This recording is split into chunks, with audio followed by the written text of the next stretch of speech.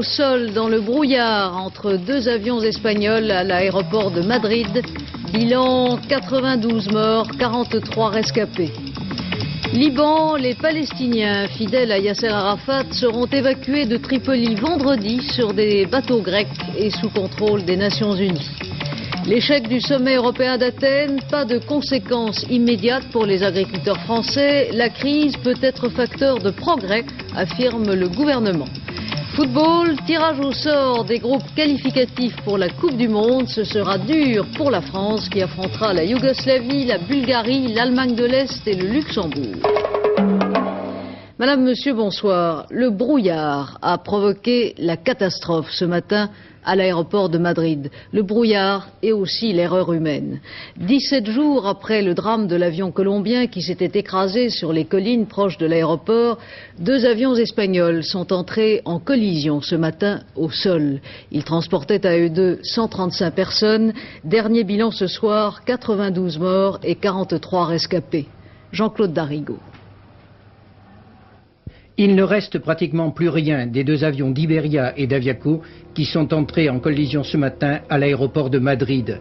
Sur plusieurs centaines de mètres, la piste est encore jonchée de débris et malgré la mobilisation de toutes les forces d'intervention de la région madrilène, aucun avion n'a pu atterrir depuis la catastrophe.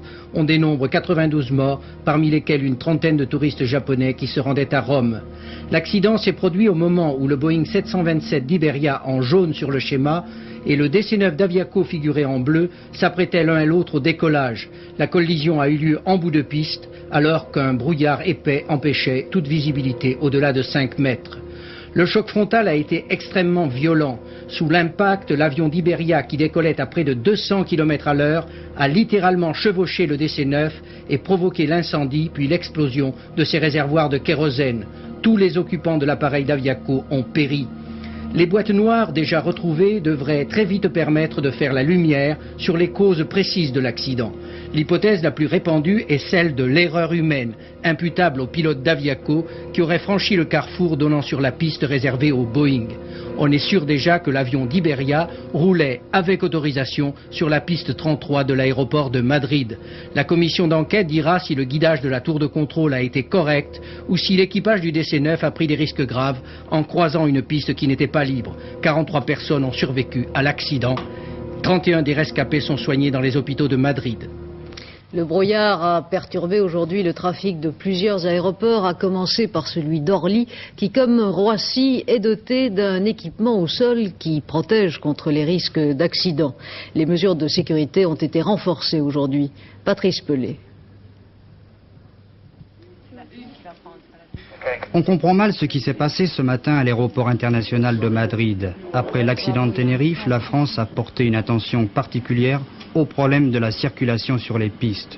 Aujourd'hui, les aéroports de Paris sont équipés de radars au sol qui suivent constamment les avions.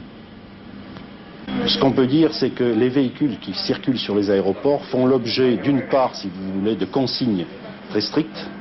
Ils font l'objet d'habilitation des conducteurs. Ils font aussi l'objet, je dirais, de peintures différentes, de façon à ce que tout soit réuni pour permettre au mieux l'identification d'un mobile par rapport à un autre. Et les collisions entre les avions eux-mêmes? Eh bien, sur les collisions entre les avions eux-mêmes, je pense que je n'en ai pas d'exemple ici. Vous pensez que ce système permet de les éviter totalement? Je pense que nous faisons le maximum pour cela. Il y a 6 ans, sur l'aéroport de Tenerife, petit aérodrome de délestage sans radar, un des plus graves accidents au sol s'était déjà produit. Deux Boeing 747, l'un de la KLM, l'autre de la Paname, s'étaient percutés au sol. 612 personnes avaient trouvé la mort. L'un des pilotes avait décollé sans l'autorisation de la tour de contrôle. À l'aéroport international de Madrid, aujourd'hui, le mauvais temps et la défaillance humaine semblent à l'origine de la catastrophe. Mais c'est aussi, dès qu'un avion roule sur la piste, vous savez, que les pilotes doivent faire attention. Les ennuis commencent quand on touche le sol. Et c'est un peu vrai parce que le roulage est parfois très difficile sur certains aéroports. Et lorsqu'il y a du brouillard, en plus, c'est difficile de trouver son chemin. Et les aéroports sont pas toujours bien équipés, c'est un problème que nous connaissons. Je ne sais pas si c'était le cas à Madrid, mais on peut imaginer qu'une petite erreur de taxiway se soit traduite par finalement cet accident. Est-ce que le plan des pistes de Madrid vous paraît propice à une erreur ? Eh bien, la caractéristique de Madrid, c'est qu'il y a deux pistes qui se croisent et qu'à cet endroit, à ce croisement, arrivent, je crois, un ou deux taxiways. Ce qui fait qu'il y a là un point extrêmement dangereux. Je ne sais pas si l'accident s'est produit à cet endroit-là, mais c'est certainement une cause possible de l'accident. Cet accident est le deuxième que connaît la capitale espagnole en l'espace de 10 jours. Le 27 novembre dernier, un Boeing 747 de la compagnie aérienne Avianca s'écrasait, entraînant dans la mort 181 personnes. Dernier bilan donc de l'accident de ce matin à Madrid, 92 morts, 43 rescapés. Les 4000 Palestiniens assiégés depuis plus d'un mois à Tripoli au nord Liban vont-ils ou non être évacués? Au lendemain de l'attentat meurtrier de Jérusalem, attentat revendiqué par l'OLP, on apprend à la fois la conclusion d'un accord entre la Syrie, l'Arabie Saoudite et l'OLP sur les conditions de l'évacuation et aussi l'envoi par la Grèce, avec la bénédiction des Nations Unies, de 4 ferryboats qui ont appareillé pour Tripoli où ils doivent arriver vendredi. Paul Naon. Yasser Arafat et 4000 de ses hommes sont sur le point de quitter Tripoli sous les auspices des Nations Unies. Mais tout le problème est de savoir ce soir si l'armée israélienne et surtout la marine, qui contrôle toute la côte libanaise, laisseront partir les Palestiniens quelques heures après l'un des attentats les plus meurtriers effectués en Israël depuis 1977. Le Premier ministre israélien a en effet promis de châtier sévèrement les auteurs de cet attentat. Alors justement, pourquoi cette action meurtrière à quelques heures seulement de l'évacuation, au moment justement où Yasser Arafat était en train de négocier une partie très serrée avec les Occidentaux? Première hypothèse, les dissidents palestiniens aidés des Syriens auraient organisé cette action pour gêner le leader palestinien et le discréditer un peu plus aux yeux des Européens et des Américains. Deuxième hypothèse, Yasser Arafat pourrait avoir commandité lui-même cet attentat pour prouver aux dissidents et aux Syriens qu'il n'avait pas le monopole de la lutte armée contre Israël et que, pris au piège dans Tripoli, il était encore capable d'organiser des actions terroristes au cœur même de l'État hébreu. Mais quelle que soit l'hypothèse, une chose est certaine, Yasser Arafat est réellement pris au piège, coincé géographiquement et politiquement à un point tel qu'il n'a pu ni démentir ni confirmer être l'auteur de cet attentat. Le leader palestinien n'aura jamais été aussi isolé, tout à la fois au sein du monde arabe et vis-à-vis des Occidentaux. Les Palestiniens de Yasser Arafat seront en principe évacués vers la Tunisie et le Nord-Yémen. Il y a plus d'un an, à la fin du mois d'août 82, vous vous en souvenez, Yasser Arafat et ses hommes avaient déjà sur des bateaux grecs évacué Beyrouth. La situation militaire reste tendue ce soir dans la région de Beyrouth et dans la montagne libanaise. Le corps du pilote américain dont l'appareil s'était écrasé dimanche dernier dans une zone syrienne lors du raid aérien américain, le corps a été remis aujourd'hui à l'armée libanaise qui doit le rendre aux Américains. Le deuxième pilote vivant reste aux mains des Syriens. L'actualité en France ce soir est d'abord européenne puisque le Conseil des ministres de ce matin a analysé les conséquences du sommet européen d'Athènes qui s'est terminé hier sur un constat d'échec. On peut faire un bon usage de la crise, a déclaré le chef de l'État, et la France s'y emploiera pendant la durée de sa présidence du Conseil européen qui commencera en janvier. Répondant à l'Assemblée nationale aux questions d'actualité, le ministre de l'Agriculture, Michel Rocard, a déclaré que la crise européenne n'aura pas de conséquences immédiates pour les agriculteurs français. Et le ministre des Relations extérieures, Claude Cheysson, a précisé qu'un accord était intervenu avec l'Allemagne fédérale pour la disparition progressive des montants compensatoires. Nous avons un accord avec les Allemands dont le chancelier Kohl a fait état à sa presse, permettant la disparition des montants compensatoires existants selon un calendrier précis, avec des chiffres précis année par année. Le Conseil des ministres de ce matin, qui a aussi examiné un bilan de la retraite à 60 ans, bilan satisfaisant, a dit M. Bérégovoy, le Conseil des ministres a entériné la nomination d'André Chandernagor à la tête de la Cour des comptes, la plus haute juridiction de contrôle des finances publiques. M. Chandernagor était jusqu'ici ministre délégué chargé des affaires européennes. Dans les autres capitales européennes aujourd'hui, on a aussi tiré le bilan de ce qui s'est passé à Athènes. Chauvinisme et intérêt national aidant, il est intéressant de constater qu'à Bonn et à Londres, l'analyse des responsabilités, sinon des conséquences, est sensiblement différente si l'on en juge d'après les journaux télévisés allemands et britanniques d'hier soir. Après l'indicatif d'entrée, le speaker du Tagesschau n'a pas mâché ses mots. La communauté européenne se trouve devant un tas de ruines. Pour la première fois de l'histoire communautaire, les membres d'un sommet n'ont pu s'entendre sur une déclaration commune. Quelques secondes plus tard, même journal, la future présidence française est présentée comme l'espoir futur de sortir de l'impasse actuelle. Visiblement déçu, sur le vif, le chancelier Kohl parle ouvertement d'échec, en ajoutant « mais il faudra s'en sortir ». Du même avis que le chancelier Gaston Thorn. Face à la caméra, il avoue son découragement. 22h30, le commentaire rituel du jour, texte, à Athènes, sommet des égoïsmes, les Européens ont misé trop haut, pourvu que cette débâcle ait un effet de choc salutaire. Prochaine mise à l'épreuve à Paris.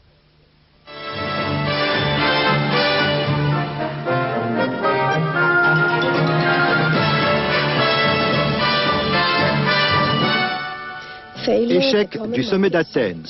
Nous ne sommes parvenus à aucune conclusion à cause du désaccord fondamental des 10 pays. Bonsoir. Le marché commun fait face ce soir à la plus importante crise politique et financière de son histoire. Ses dirigeants ont quitté Athènes sans parvenir à un accord sur aucun sujet, excepté sur le fait que le sommet a été un échec total. Le chancelier Kohl parle d'un pas en arrière désolant. Le président Mitterrand déclare que l'Europe est en crise. Je suis très surprise car la France, pendant la négociation, avait donné l'impression d'être d'accord sur au moins les 2/3 des propositions avancées par le président du sommet européen. Et puis, nous avons été surpris de constater qu'elle s'est soudainement complètement rétractée. La France est donc mise en accusation par la Grande-Bretagne et Margaret Thatcher a fait savoir qu'elle continuerait à réclamer son dû, c'est-à-dire la réduction de la contribution britannique. Il faut dire que ce rafraîchissement des relations entre Paris et Londres s'accompagne d'une bataille sur le lait qui a connu aujourd'hui dans la capitale britannique un épisode assez tendu.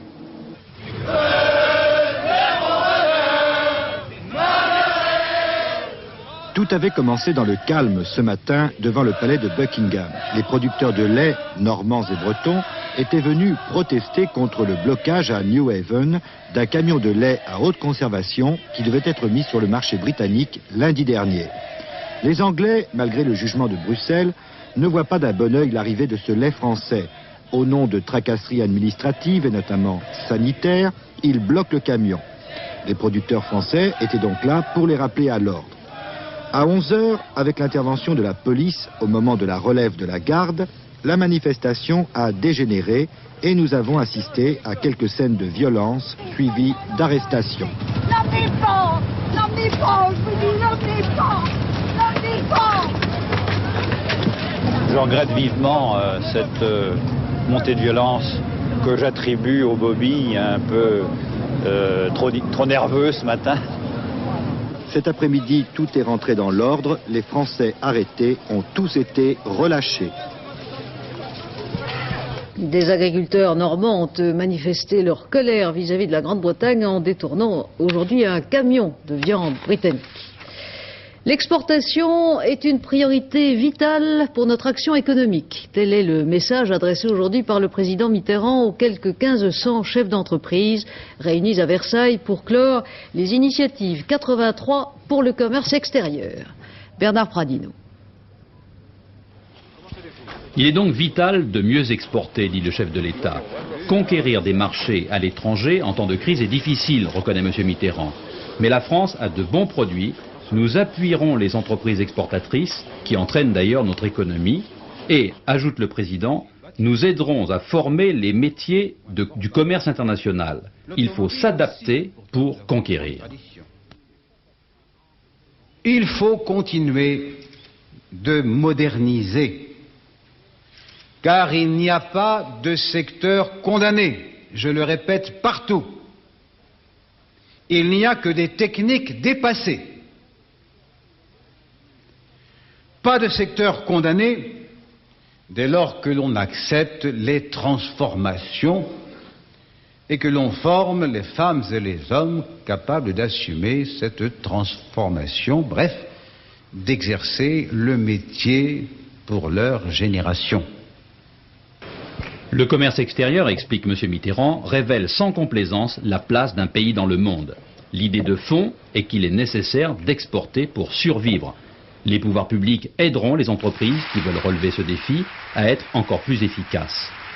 Un regret du chef de l'État, la désunion de l'Europe, qui a pourtant d'immenses capacités. En innovant ensemble, nous perdrions moins de temps. Le ministre du Commerce extérieur, Mme Cresson, a annoncé à cette occasion de nouvelles dispositions pour aider les entreprises françaises à exporter, dont la création d'une école nationale d'exportation. L'exportation, c'est aussi dans la réalité toutes sortes de problèmes concrets et aussi quelques prouesses à l'actif d'entrepreneurs français dans des secteurs parfois méconnus. Jean Pézieux l'a constaté à l'occasion du dernier salon des artistes décorateurs qui se tient en ce moment à Paris. Cette table en fer et granit bleu nuit, exposée au Grand Palais, est destinée aux États-Unis. Son auteur, Jean-Michel Villemotte, est l'un des 5 créateurs de meubles choisis pour l'Élysée. L'équipe, moyenne d'âge 30 ans, réalise les 2/3 de son chiffre d'affaires à l'exportation. Villemotte est l'un des rares décorateurs qui vendent les idées françaises à l'étranger et transforment leurs sous-traitants, ouvriers et artisans en exportateurs. Leurs meilleurs clients, l'Amérique du Nord et le Moyen-Orient. L'agence ici travaille sur son plus gros chantier, l'immeuble du gouvernement du Qatar, 2 milliards de francs. Du mobilier au tissu, tout est fait sur mesure. On part sur un bas-relief, c'est une sculpture dans le plâtre, c'est des documents qu'on trouve dans des vieilles maisons. Et ces éléments, nous les transcrivons, nous essayons de leur redonner une actualité, de les remettre dans le contexte contemporain. Et le but, c'est d'essayer de proroger un style, d'essayer de retrouver l'esprit du pays et ne pas imposer un style français qui n'a aucun rapport avec leur civilisation. S'adapter, un état d'esprit payant pour tous. Ici, les tissus sont fabriqués dans une filature de Tours spécialisée dans le Damas. Elle a triplé son personnel grâce au chantier du Qatar. L'aéroport international de Bagdad est l'un des autres grands succès français à l'étranger. Ses auteurs, Berthet et Pochy, avaient aménagé la présidence de la République d'Irak. La plupart des choses ici ont été fabriquées en France, ainsi les dorures à la feuille du plafond. Un seul artisan, un Français, sait les exécuter. On est arrivé parce qu'on était Français et qu'ils cherchaient des Français pour leur bon goût. Paris reste encore quand même la capitale de l'art et pour ces gens-là, je parle du Moyen-Orient comme de l'Afrique noire, comme même des États-Unis. Vous savez, il y a de gros chantiers à faire aux États-Unis actuellement pour des Français. Quelles sont les lacunes des Français en matière d'exportation? À l'expérience, je me rends compte que même un truc idiot, la langue anglaise, bon, si on trouve un décorateur qui parle anglais, qui sache dessiner, qui sache en plus se vendre auprès de prescripteurs difficiles étrangers, il n'y en a pas beaucoup. Ça, c'est difficile. Quels sont nos concurrents les plus dangereux? À 12, c'est les Italiens, pas de doute. Toujours pour le goût? Toujours, parce que ce sont des créateurs et en plus, eux, en plus de nous, savent bien fabriquer. Et les industriels les suivent beaucoup plus que les industriels français. Nos décorateurs emploient 80% de meubles étrangers. Le savoir-faire français existe pourtant, témoin ce mobilier de Berthet. Un capital qui pourrait être davantage mis à profit par les industriels pour l'exportation. Un mot du dollar, dont le cours conditionne en bonne partie notre commerce extérieur. La devise américaine, qui avait battu hier un nouveau record, s'est légèrement effritée aujourd'hui, cotant à Paris 8 francs 30. Le cours du dollar conditionne aussi le prix du pétrole. Les 14 ministres des pays producteurs, membres de l'OPEP, ont ouvert aujourd'hui leur réunion annuelle à Genève. Le marché du pétrole est en crise et dès cette première réunion, l'affrontement est ouvert entre l'Iran, qui veut relever le prix du baril, et l'Arabie saoudite, qui s'oppose à toute hausse du prix, au moins jusqu'à la fin 85, a déclaré le représentant saoudien. Autre réunion ministérielle à Bruxelles, la réunion des ministres de la Défense de l'OTAN qui se sont félicités du début de l'installation des euromissiles américains en Europe et qui ont aussi exprimé l'espoir que l'Union soviétique revienne prochainement négocier à Genève. Le secrétaire américain à la Défense, Gaspard Weinberger, a affirmé à cette occasion que les États-Unis étaient prêts à négocier avec Moscou une réduction des armements à n'importe quelle table et dans n'importe quel endroit du monde. Fin de citation. Passons maintenant à l'actualité sportive et d'abord au ski. surprise dans la première descente d'âme de la saison à Val d'Isère, avec la victoire de l'Allemande de l'Est, Irène Eplé. Irène Eplé, spécialiste du géant, n'avait jamais gagné une descente jusqu'à ce jour. Ce matin, à Val d'Isère, l'Allemande a réussi une moyenne de 100 km/h sur la piste de la Daille. Elle s'est imposée devant la jeune Suissesse Ariane Erhardt, qui se classe deuxième, et devant la Française Caroline Attia, qui est troisième, et qui n'est qu'à 62 centièmes de seconde de la première. Un résultat plutôt encourageant pour l'équipe de France féminine de ski. Football, la France connaît maintenant les adversaires qu'elle devra éliminer pour se qualifier pour la prochaine Coupe du Monde de football en 86 au Mexique. Cet après-midi à Zurich, c'était le tirage au sort des différents groupes qualificatifs et la France n'est pas tombée sur le plus facile. Alain Vernon. Le football français apprécie diversement ce soir le parfum des petites boules de Zurich. Les trois premiers adversaires des tricolores viennent de l'Est, c'est-à-dire nantis d'un football dit physique. La Yougoslavie, la République démocratique allemande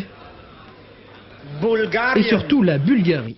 Enfin, le Luxembourg sera le quatrième adversaire de l'équipe de France, mais il y a 5 formations dans le groupe de la France, donc 2 qualifiés possibles. On vient de la jouer, la Bulgarie il y a un petit moment, mais nous l'avons déjà rencontrée en qualification, et il reste la RDA qui à mon avis est peut-être pour l'instant l'os le plus difficile, mais n'oublions pas que ce qui est vrai aujourd'hui pour la Yougoslavie, par exemple dans 6 mois ou dans un an, cela peut changer.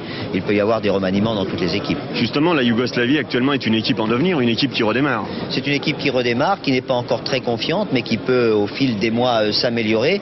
Donc je crois qu'il faut quand même qu'il y ait une forme de méfiance, tout en étant confiant quand même, parce que nous avons maintenant une expérience, un groupe de 5 pas insurmontable. Donc je crois qu'on peut penser raisonnablement à pouvoir se qualifier. La lutte sera donc farouche dans les autres groupes, ainsi duel Pologne-Belgique dans le groupe 1, RFA Tchécoslovaquie dans le groupe 2, Angleterre-Roumanie dans le groupe 3, situation difficile aussi pour l'Espagne, la Hollande et l'URSS.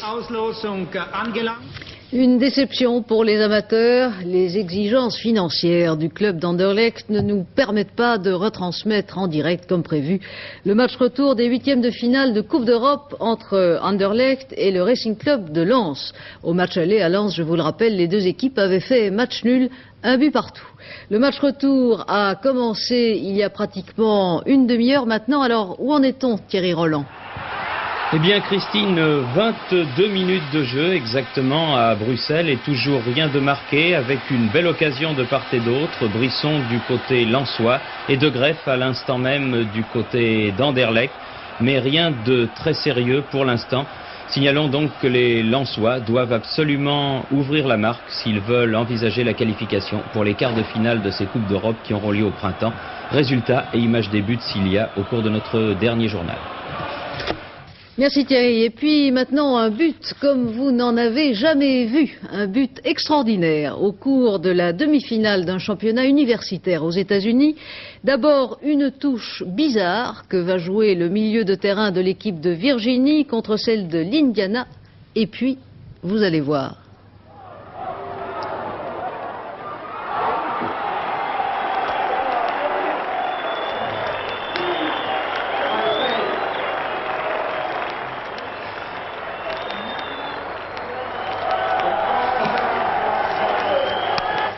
Les pronostics de Pierre Bresse pour le quartet de demain à Vincennes, le 16, le 14, le 17, le 11, le 12, le 10, le 5 et le 15. Et maintenant, vers la fin de ce journal, rêvons un peu. Des rêves accessibles, en tout cas si on a les moyens de les satisfaire. En effet, le premier carrefour international de la location vient de s'ouvrir à Paris, à la porte de Versailles. Il réunit une centaine d'exposants qui sont prêts à vous louer n'importe quoi. Gaël Monlahuc et Pascal Stelletta ne s'en sont pas privés. Il était une fois, en banlieue parisienne, une jeune fille qui ne supportait plus sa vie quotidienne. Elle appela à son secours sa marraine qui s'occupait de location et avait un téléphone magique.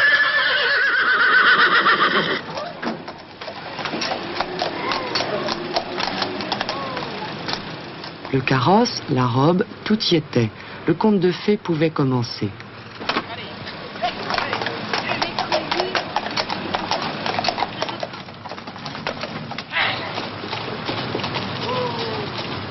Le château était presque celui de ses rêves. Notre Cendrillon avait-elle besoin de savoir qu'il se louait quotidiennement pour des réceptions ou des mariages? Ce jour-là, elle était la seule invitée.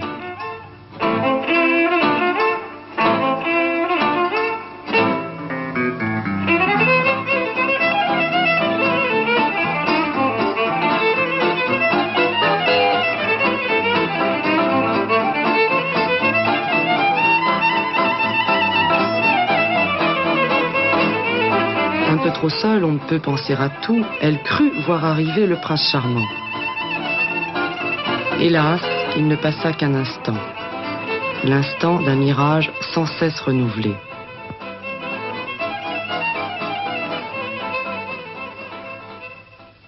Qu'attendait-il, ceux-là qui ne bougeaient plus?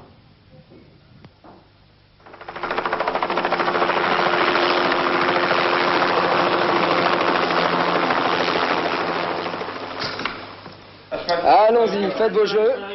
Les jeux sont faits. Rien ne va plus.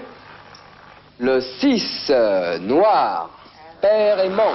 Enfin, elle avait tiré le bon numéro, le prince d'un univers impitoyable. Presque égal à lui-même, il n'avait qu'une seule danse à lui accorder. Juste un dernier tour, l'heure est passée.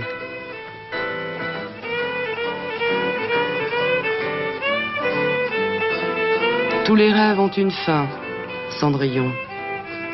Celui-là avait aussi un prix. Morale, les contes de fées, ça n'existe pas. Le prince charmant de la météo, Alain Gillot-Pétré va nous parler du temps. Merci Blanche-Neige, mais le bulletin météo est gratuit. C'était Cendrillon. Ah, mais c'est quand même un beau conte de fées.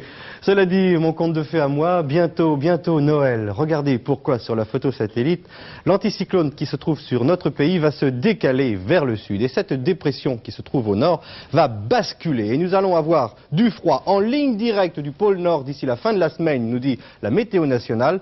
Et nous aurons alors le premier épisode vraiment neigeux, en tout cas pour les montagnes, et peut-être même en plaine, depuis le début de l'année. La carte pour demain, très compliquée. Attention, faites très attention si vous roulez demain, car en effet, les brouillards givrants, verglaçants seront généralisés, surtout dans l'intérieur, peut-être un peu moins sur le nord-ouest, mais beaucoup de brouillards. Des brouillards qui pourraient persister l'après-midi de l'Aquitaine au Massif central et au nord-est, en liaison avec des gelées jusqu'à -7 au centre, -5 au nord-est, -3 sur le bassin parisien, 0 sur le nord et l'ouest. Ensuite, si les brouillards se dissipent, alors, et surtout de l'Aquitaine à la Provence, il fera beau. Pendant que je suis au sud, je vous signale que le Mistral va continuer, mais qu'il va faiblir d'ici la fin de journée. Deuxièmement, une zone perturbée commencera à gagner progressivement par le nord-ouest, accompagnée de pluies verglaçantes, donc attention au verglas, et même de neige mêlée, de neige surtout sur le relief de l'Est, quand cette zone de pluie située sur le nord-ouest le matin, accompagnée des renforcements des vents d'ouest-sud-ouest, gagnera progressivement vers l'Est. Vous avez bien compris? Attention au brouillard, après il fait beau, et puis progressivement des pluies verglaçantes. Les températures sont en très très légère hausse, elles iront demain de 0 degré l'après-midi à Mulhouse, à 16 degrés à Perpignan, c'est doux au sud, c'est doux à l'ouest, mais sur la majeure partie de la France, les 2/3 nord-est, c'est encore très froid. Demain, jeudi 8 décembre, 1 minute de soleil au moins, levé 8h32, couché 16h53, et c'est la Saint-Léonard, la Sainte-Elfriede, la Sainte-Sabine et la Sainte-Grenilde. Ça en fait beaucoup à la fois. Allô. À 23h, Claude Sérillon vous présentera le dernier journal et arbitrera un débat sur les problèmes de la police qui sont toujours d'actualité. Un débat qui opposera l'ancien ministre de l'Intérieur, UDF, Raymond Marcellin, et le député socialiste Jean-Michel Bélorgey, auteur d'un rapport sur la réforme de la police. Demain, 12h45, antenne de midi, 18h30, c'est la vie, et j'aurai le plaisir de vous retrouver à 20h. Très bonne soirée.